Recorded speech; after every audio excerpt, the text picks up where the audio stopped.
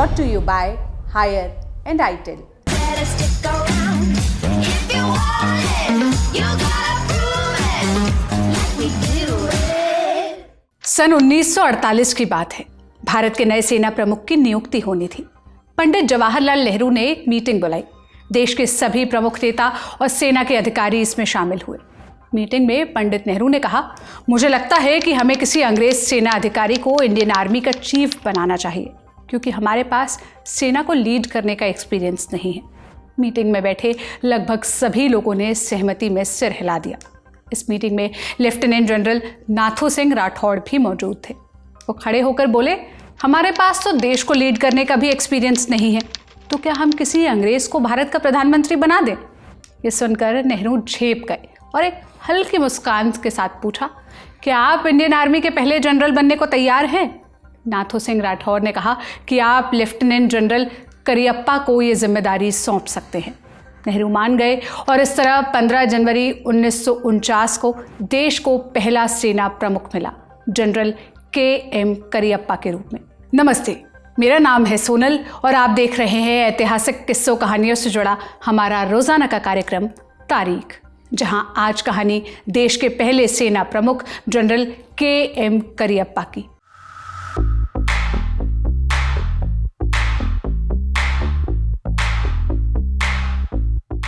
सन 1948 की बात है। कश्मीर का इलाका अभी भी दुनिया की निगाहों से दूर था। वहां तक पहुंचने के लिए ना तो कोई रेल लाइन थी और ना ही कोई ढंग की सड़क। दिल्ली देश के लिए नई नीतियां बनाने में व्यस्त था। मौके का फायदा उठाकर 50,000 से ज़्यादा पाकिस्तानी कबीलियों ने कश्मीर में घुसपैठ कर दी। कश्मीर के एक बड़े हिस्से पर उन्होंने कब्जा कर लिया, जिसमें नौशेरा, लेह और कारगिल भी शामिल था। कबीलाई घुसपैठी लूटपाट करते करते श्रीनगर की तरफ बढ़ने लगे। इस वक्त करियप्पा रांची में सेना के पूर्वी कमान प्रमुख के तौर पर तैनात थे। भारत सरकार ने उन्हें पश्चिमी कमान का प्रमुख बनाकर कश्मीर भेजने का फैसला किया। जनरल करियप्पा तुरंत एक्शन मोड में आ गए। उन्होंने सेना अधिकारी जनरल KS थिमैया को जम्मू कश्मीर फोर्स का प्रमुख बनाकर कश्मीर के लिए रवाना किया। जनरल थिमैया ने फौरन मोर्चा संभाला। अब तक ले जाने वाली सड़क पर पाकिस्तानी घुसपैठियों ने कब्जा कर रखा था। ये रास्ता तब तक नहीं खोला जा सकता था जब तक भारतीय सेना का जोजिला और कारगिल पर कब्जा नहीं हो जाता। ऊपर से आए आदेशों ने सेना को जोजिला की तरफ बढ़ने से रोका हुआ था। जनरल करियप्पा ने इन आदेशों की फिक्र किए हुए बिना सेना को आगे बढ़ने की कमांड दे दी। इसके बाद दोनों तरफ से चली जंग में भारतीय सेना ने कश्मीर के एक बड़े इलाके को घुसपैठियों से आज़ाद करा दिया। साथ ही लेह से भी घुसपैठियों को उल्टे पांव भागना पड़ा। कहा जाता है, उस वक्त अगर जनरल करियप्पा ने घुसपैठियों को पीछे नहीं धकेला होता तो शायद आज लेह भारत का हिस्सा नहीं होता। लेह को आज़ाद कराने के बाद जनरल करियप्पा जम्मू कश्मीर के बॉर्डर वाले गांव टिथवाल के दौरे पर गए हुए थे। यहाँ से कुछ किलोमीटर दूर पहाड़ी पर घुसपैठियों का कब्जा था। जनरल करियप्पा ये बात जानते थे, लेकिन फिर भी दुश्मनों की गोलियों की परवाह किए बिना ही वो पहाड़ी पर चढ़ने लगे। दूसरी तरफ से फायरिंग शुरू हुई और एक गोला उनसे कुछ दूर आकर गिरा। जनरल करियप्पा ने अपने साथियों से हंसते हुए कहा, देखो, दुश्मन के गोले भी जनरल का सम्मान करते हैं। इन दिनों का ही एक और किस्सा है। एक रोज़ जनरल करियप्पा श्रीनगर के उरी की तरफ जा रहे थे। उनकी गाड़ी पर सेना का झंडा और स्टार लगा था। वहां तैनात ब्रिगेडियर बोगी सेन ने सलाह दी, सर, आप अपनी गाड़ी से झंडा और प्लेट हटा ले ताकि दुश्मन गाड़ी पर स्नाइपर से हमला ना कर सके। इस पर जनरल करियप्पा बोले, नहीं, अगर हमने ऐसा किया तो सैनिकों का मनोबल कम होगा। उन्हें लगेगा जब हमारा अधिकारी ही दुश्मनों से डर गया तो हम कैसे लड़ेंगे। अभी गाड़ी कुछ किलोमीटर ही चली थी कि सामने से फायर आ गया। ब्रिगेडियर बोगी की बात सच साबित हुई। इस फायरिंग में जनरल करियप्पा की गाड़ी का एक टायर फट गया, लेकिन वो बाल बाल बच गए। KM करियप्पा की बहादुरी और सूझबूझ के कई और किस्से हैं। 28 जनवरी 1899 को कर्नाटका में जन्मे जनरल करियप्पा का पूरा नाम कोडंडेरा मडप्पा करियप्पा था। 1917 में उन्होंने मद्रास के प्रेसिडेंसी कॉलेज में अपनी पढ़ाई पूरी की। इसके बाद करियप्पा का सिलेक्शन इंदौर के आर्मी ट्रेनिंग स्कूल के लिए हो गया। यहाँ से ट्रेनिंग पूरी होते ही 1919 में वो ब्रिटिश हुकूमत की सेना में सेकेंड लेफ्टिनेंट बन गए। 1925 में करियप्पा ने यूरोप के अलावा USA, जापान और चीन का दौरा किया। सीखने के लिहाज से यह दौरा उनके लिए काफ़ी फायदेमंद साबित हुआ। जनरल करियप्पा को एक निकनेम भी मिला था, क्या था ये नाम? किपर। दरअसल ये बात है आज़ादी से पहले की। जनरल करियप्पा फतेहगढ़ में तैनात थी। एक ब्रिटिश अफसर की पत्नी को जनरल करियप्पा का नाम लेने में काफ़ी दिक्कत होती थी, इसलिए वो उन्हें किपर कहकर बुलाने लगी। 1942 में करियप्पा लेफ्टिनेंट कर्नल का पद पाने वाले पहले भारतीय अफसर बने। इससे पहले सेना के इस पद पर सिर्फ अंग्रेजों की ही तैनाती होती थी। 1944 में उन्हें ब्रिगेडियर बनाया गया और 5 साल बाद ही वो देश के पहले सेना प्रमुख बन गए। एक समय ऐसा भी था जब पाकिस्तान के राष्ट्रपति अयूब खान ने जनरल के.एम. करियप्पा के अंडर काम किया था। दरअसल बंटवारे के पहले तक जनरल करियप्पा और अयूब खान एक ही सेना में शामिल थे।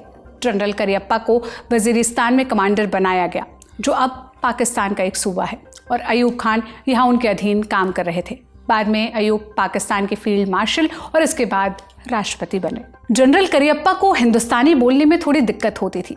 वो ज़्यादातर अंग्रेजी में ही बोलते और अंग्रेजी में ही सोचते थे।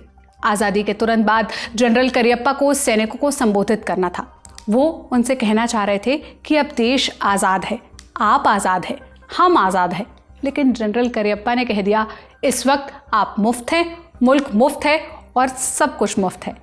ऐसा ही एक वाकया एक बार और घटित हुआ। जनरल करियप्पा एक बार अमृतसर में फैमिली वेलफेयर सेंटर के मुख्य अतिथि के तौर पर पहुंचे। वहां उन्हें सैनिकों की पत्नियों को संबोधित करना था।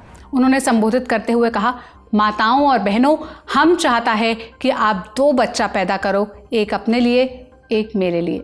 शायद जनरल करियप्पा कहना चाह रहे थे कि आप 2 बच्चे पैदा करिए, एक आपके परिवार के लिए और एक भारतीय सेना के लिए।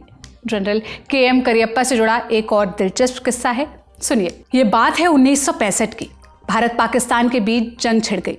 जनरल करियप्पा इस वक्त तक सेना से रिटायर हो चुके थे, लेकिन उनके बेटे के.सी. नंदा करियप्पा एयरफोर्स में फ्लाइट लेफ्टिनेंट के पद पर तैनात थे।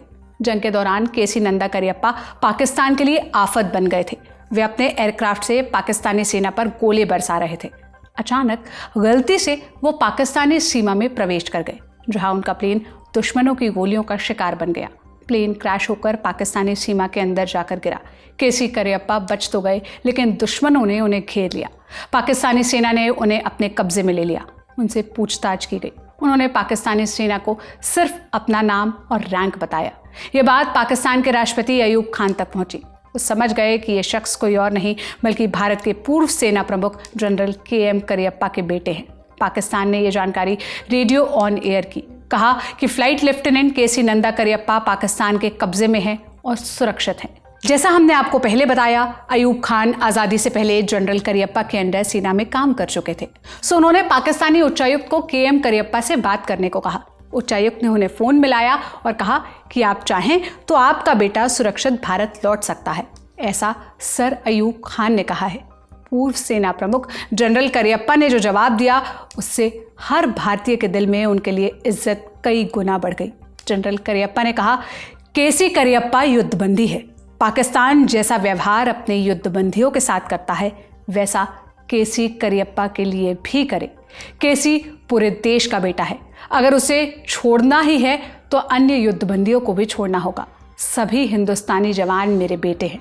पाकिस्तान ये जवाब सुनकर औचक रह गया। कुछ वक्त बाद सभी भारतीय कैदियों के साथ के.सी. करियप्पा को भी छोड़ दिया गया। के.सी. करियप्पा ने अपनी किताब फील्ड मार्शल के.एम. करियप्पा में लिखा है कि जब वो पाकिस्तानी जेल में बंद थे तो अयूब खान की पत्नी और उनका बड़ा बेटा अख्तर अयूब उनसे मिलने आए थे। जंग खत्म होने के बाद जनरल करियप्पा भारतीय जवानों का मनोबल बढ़ाने के लिए भारत पाकिस्तान सीमा पर भी गए। इस दौरान वो भारतीय सीमा पार कर नो मैन लैंड में एंट्री कर गए। उन्हें दूर से देखते ही पाकिस्तानी कमांडर ने चिल्लाकर कहा कि वहीं रुक जाएं, वरना उन्हें गोली मार दी जाएगी। इधर भारतीय सीमा से किसी सैनिक ने चिल्लाकर कहा, ये जनरल करियप्पा है। इतना सुनते ही पाकिस्तानी सैनिकों ने अपने हथियार नीचे कर दिए। पाकिस्तानी अफसर जनरल करियप्पा के पास आए और उन्हें सैल्यूट किया। जनरल करियप्पा ने पाकिस्तानी सैनिकों का हालचाल पूछा, साथ ही ये भी पूछा कि उन्हें अपने घर से चिट्ठियां मिल रही हैं या नहीं। जनरल करियप्पा का नाता कुछ विवादों से भी रहा।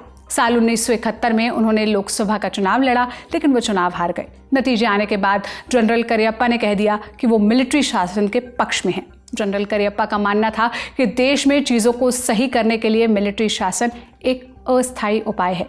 हालांकि उन्होंने अस्थायी शब्द पर भी जोर दिया, मतलब कुछ समय के लिए। उन्होंने कहा था कि अगर इसके लिए कभी मतदान हुआ तो 90% लोग लोकतंत्र को बचाने के लिए राष्ट्रपति और मिलिट्री शासन के पक्ष में मतदान करेंगे। उस वक्त संसद में करियप्पा के उस कमेंट की खूब आलोचना की गई थी। तब यह भी कहा गया कि वे अपने कमेंट्स के लिए माफ़ी मांगने के लिए नेताओं से मिले थे, लेकिन उन्होंने इसका खंडन करते हुए कहा कि वो 1 इंच भी पीछे नहीं हटे। इसके बाद उन्होंने ये नोट जनता के लिए सफाई के रूप में लिखा था। 4 पन्नों के टाइप किए गए नोट में करियप्पा ने संविधान, सभी राजनीतिक दल और भाषाई राज्यों को खत्म करने की वकालत की, साक्षरता के आधार पर वोटिंग के अधिकार को सीमित करने की बात कही थी। वो देश में ब्रिटेन के तर्ज पर 3 पॉलिटिकल पार्टी, लेबर, लिबरल और कंजर्वेटिव पार्टी की बात कर रहे थे। उनका कहना था कि मिलिट्री शासन से देश का लॉ एंड ऑर्डर फिर से बहाल होगा। इसके बाद नए सिरे से लोकसभा चुनाव हो और नया संविधान बने। इस नोट में हालांकि उन्होंने सैन्य शासन के बारे में कहा कि भारत में सैन्य तख्तापलट कभी नहीं हो सकता और ना ही कभी होगा। आगे वो बताते हैं कि 2 तरह से मिलिट्री शासन आ सकता है। पहला ये कि अगर राजनेता अच्छे से देश को सेना को सौंप दे, जैसा कि पड़ोसी देश में किया गया था, या फिर जनता इस तरह की मांग करती है। जनरल करियप्पा के सोचने का अपना निराला ढंग था। इसी कारण कई ऐसे मौके भी आए जब सरकार से उनका सीधा टकराव हुआ। आज़ादी के बाद जब आज़ाद हिंद फौज को भारतीय सेना में शामिल करने की बात हुई तो जनरल करियप्पा ने इसका खुलकर विरोध किया। उन्होंने कहा कि ऐसा किया तो भारतीय सेना का राजनीतिकरण हो जाएगा। सेना किसी राजनीतिक दल की विचारधारा को अपनाकर उसके लिए बस एक मोहरा बनकर रह जाएगी, जैसे चीन और पाकिस्तान की सेना के साथ है। जनरल करियप्पा ने सेना में कास्ट बेस्ड रिजर्वेशन का भी विरोध किया था। उनका मानना था कि ऐसा करने से सेना की गुणवत्ता में कमी आएगी। काबिलियत के आधार पर ही सेना में बहाली होनी चाहिए। करियप्पा साल 1953 में सेना से रिटायर हो गए, जिसके बाद उन्हें ऑस्ट्रेलिया और न्यूजीलैंड में राजदूत बनाया गया। भारत सरकार ने सन 1986 में उन्हें फील्ड मार्शल की उपाधि से सम्मानित किया। ये पदवी भारतीय सेना के सिर्फ 2 अधिकारियों के साथ जुड़ी है, एक जनरल KM करियप्पा और दूसरे जनरल सैम मानेकशॉ। ये 5 स्टार वाले अधिकारियों को मिलने वाला भारतीय सेना का सर्वोच्च सम्मान है। इसी नोट पर आज का एपिसोड यहीं पर समाप्त होता है। ये लिखा था मेरे साथी अर्पित ने। मैं सोनल हूँ। देश और दुनिया की तमाम खबरों और रोचक किस्सों के लिए आप ललन टॉप देखते रहिए। शुक्रिया।